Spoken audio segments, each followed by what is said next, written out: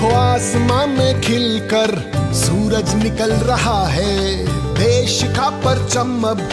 ऊंचा उड़ रहा है, बरसों का अंधेरा रोशन हो रहा है,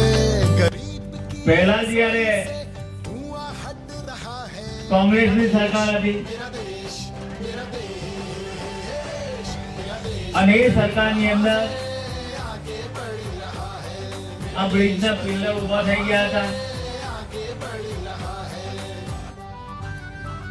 અને એના